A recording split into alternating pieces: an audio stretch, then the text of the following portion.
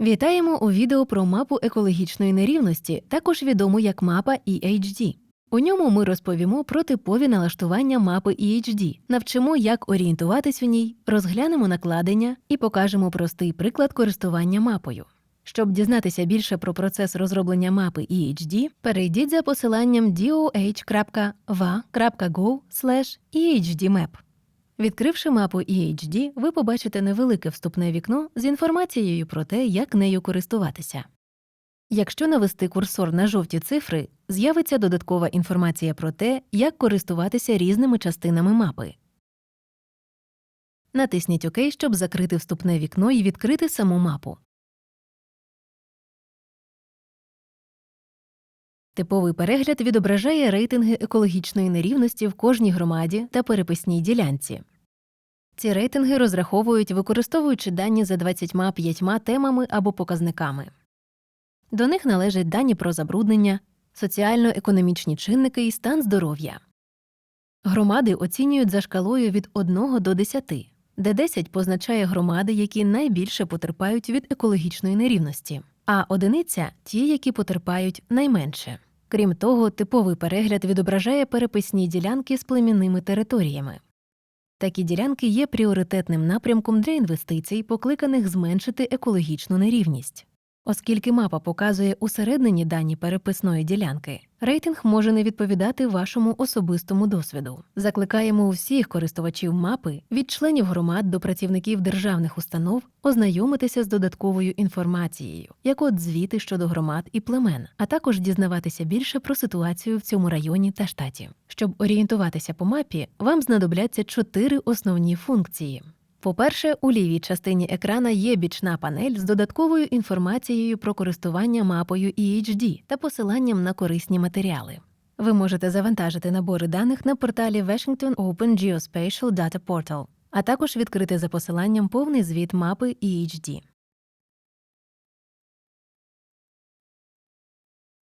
Бічну панель можна згорнути, натиснувши на синю стрілку. По-друге, за допомогою кнопок у верхній правій частині екрана можна переглядати умовні позначення, шукати адресу, додавати дані або змінювати вигляд мапи.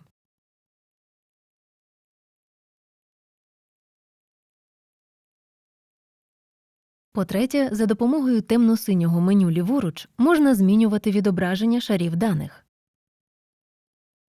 Насамкінець можна натиснути на переписну ділянку і побачити додаткову інформацію про конкретне місце.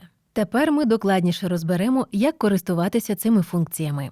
Відкриємо підтему Environmental Exposures – вплив довкілля, натиснувши на синю панель і переглянемо один із показників у цій підтемі – Pesticide Exposure – вплив пестицидів. Тепер мапа відображає рейтинг кожної переписної ділянки відповідно до впливу пестицидів. На мапі видно, що рівень впливу пестицидів зазвичай вищий у сільській місцевості, особливо на південному сході штату Вашингтон. Тепер збільшимо зображення центру міста Якіма. Я збільшую масштаб, прокручуючи коліщатко миші.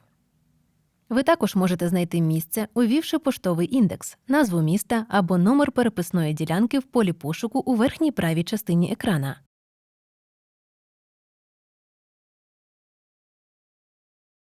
Якщо натиснути на переписну ділянку, на екрані з'явиться спливне вікно. Вгорі наведено стислий опис вибраного показника. Прокрутивши вниз, ви побачите додаткову інформацію про цю переписну ділянку.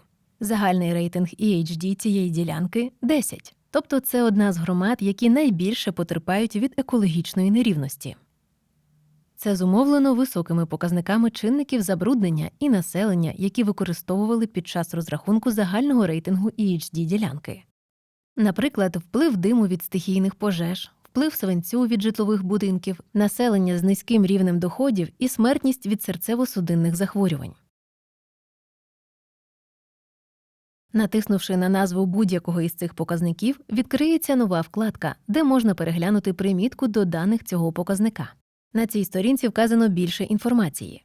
Чому цей показник важливий, як його розраховували, а також посилання для завантаження даних у різних форматах. У самому низу спливного вікна розміщено графіки розподілу населення за віком і расою. Крім того, мапа EHD має додатковий шар даних, який називається накладенням. Він містить додаткову контекстну і візуальну інформацію. Показники цих шарів не впливають на загальний рейтинг екологічної нерівності в громаді. Щоб увімкнути і вимкнути ці додаткові шари, натисніть на прапорець поряд із назвою накладення. Завантаження може тривати кілька секунд.